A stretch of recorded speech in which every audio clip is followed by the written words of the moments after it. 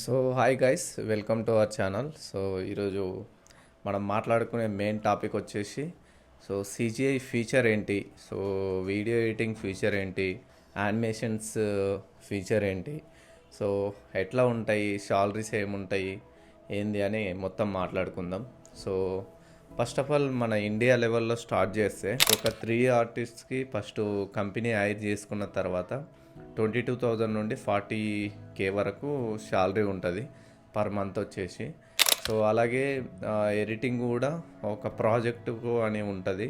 So ఇప్పుడు ఆన్లైన్లో మీరు ఇన్స్టాగ్రామ్లో 100 డేస్ ఛాలెంజ్ అని చాలామంది చూస్తుంటారు. ప్రాజెక్టును బట్టి, ఎడిటింగ్ స్కిల్స్ని బట్టి డిపెండ్ అయ్యి అవుట్పుట్ వాళ్ళు చూసి ఆ తర్వాత ఇస్తారు. So animation అట్లుండదు. సో ఇండిపెండెంట్గా నీ దగ్గరే సిస్టమ్ ఉంది, నీ దగ్గరనే రెండర్ చేసి నువ్వు ప్రాజెక్ట్ ఇస్తున్నావు అంటే దానికి ఎక్కువ ఛార్జ్ చేయొచ్చు.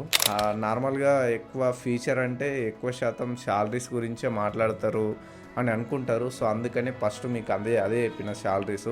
So present 3D artist feature ఎలా ఉంటుంది, సో వాళ్ళ స్ట్రగ్లింగ్స్ ఏంటి, సో అవన్నీ మాట్లాడుకుందాం. సో కోర్సెస్ ఎట్లా నేర్చుకోవచ్చు, దానికి సర్టిఫికేట్ ఏం కావాలి, సో ఎట్లా జాబ్స్కి ఎట్లా అప్లై చేయాలి, ఎవరిని అప్రోచ్ అవ్వాలి, ఫిలిం మేకింగ్లో వెళ్ళాలి అంటే ఇండస్ట్రీలో వెళ్ళాలంటే సో ఎవరిని అప్రోచ్ అవ్వాలి, ఎట్లా మనం బిల్డ్ చేసుకోవాలి మన స్కిల్స్, ఇవన్నీ మాట్లాడుకుందాం. ఫస్ట్ ఆఫ్ ఆల్ మన ఇండియా ఇండస్ట్రీ చూసుకుంటే జస్ట్ 2019 బిఫోర్ చాలామంది యానిమేషన్స్ ఎక్కువ 3D ఆర్టిస్ట్ లేరు మన ఇండియా లెవెల్లో. ప్రజెంట్ పర్లేదు, హిందీలో ఎక్కువ మంది ఉన్నారు కానీ తెలుగులో అంతా ఉన్నారు కానీ బయటికి ఎవ్వరు యూట్యూబ్ ఛానల్స్లో కానీ బయటికి ఎవరు రిలీవ్ చేయరు. ఎందుకంటే అది చాలా ఎక్స్పెన్సివ్.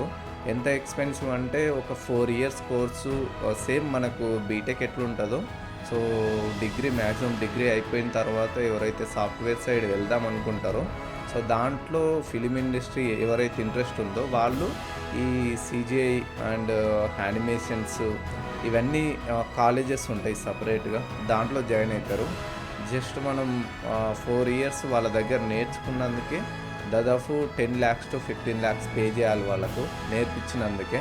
తర్వాత మనం సిస్టమ్ బిల్డ్ చేసుకోవాలంటే దానికి మళ్ళీ 10 lakhs 15 lakhs అయితే, ఎందుకంటే నార్మల్ కంప్యూటర్స్లో యానిమేషన్ రెండరింగ్ చేయడం అనేది అసలు కంప్యూటర్స్ బద్దలైపోతాయి, ఛాయిసే ఉండదు.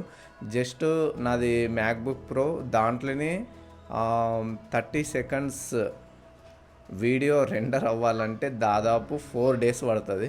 సో అంత ఇబ్బంది ఉంటుంది. సో ఈ సినిమా ఇండస్ట్రీలో అయినా అంతే, ఒక సీన్ రికార్డ్ చేసి దాన్ని యానిమేషన్ చేయాలంటే దాదాపు ఒక్క సీన్ జస్ట్ ఒక 1 minute scene 2 minutes scene output రావాలంటే పక్కా 1 month పైనే అవుతుంది. సో అందుకనే ఎక్కువ శాతం బాహుబలి కానీ కల్కి కానీ చూసుకుంటే సో 4 years 5 years ఎందుకు అయిందంటే దీనివల్లే అవుతుంది. సో ఎస్ఎఫ్ఎక్స్ కూడా ఒక ఆర్టిస్ట్ వచ్చి సో దాన్ని ఫస్ట్ డయాగ్రామ్ ఇచ్చి తర్వాత మినీచర్ అంటే చిన్న చిన్న థర్మకోల్తోని అవుట్పుట్ చిన్న సైజులో వాళ్ళకు చూపించి ఆ తర్వాతనే పెద్ద సెట్స్ వేస్తారు. సో అందుకనే చాలా టైం టేకింగ్ ఇది. జాబ్స్ ఎట్లా అప్లై చేయాలి, సో చాలామంది తెలిసిన వాళ్ళు ఎక్కువ పైసలు ఉన్న వాళ్ళే ఈ 3D ఆర్టిస్ట్లోకి వస్తారు. సో ప్రజెంట్ అవన్నీ ఏం అవసరం లేదు. సో ఎప్పుడైతే మనం స్టార్ట్ చేస్తామో అంటే ఎప్పుడైతే నేర్చుకుంటామో మన స్కిల్స్ మనం బిల్డ్ చేసుకుంటూ ఉండాలి.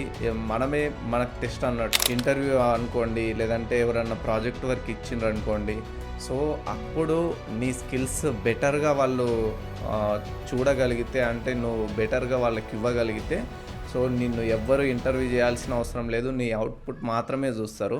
సో ఎగ్జామ్స్, గవర్నమెంట్ జాబ్ లెక్క ఇవన్నీ కాదు. సో ఈ వరల్డే వేరు. సో నువ్వెంత కష్టపడతావో, నువ్వెంత నేర్చుకుంటావో సో ఆ అవుట్పుట్ చూసే నీకు పైసలు ఇస్తారు. దట్స్ ఇట్, అంతే.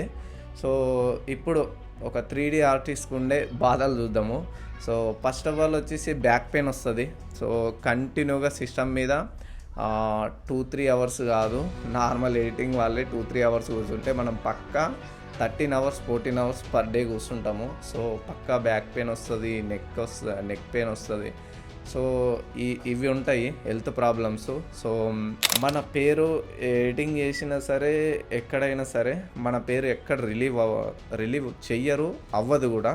సో కొంతమంది ఎక్స్పెక్టేషన్స్ పెట్టుకుంటారు. సో నేను ఆ ఫిలింకి చేసిన, ఈ ఫిలింకి చేసిన అని.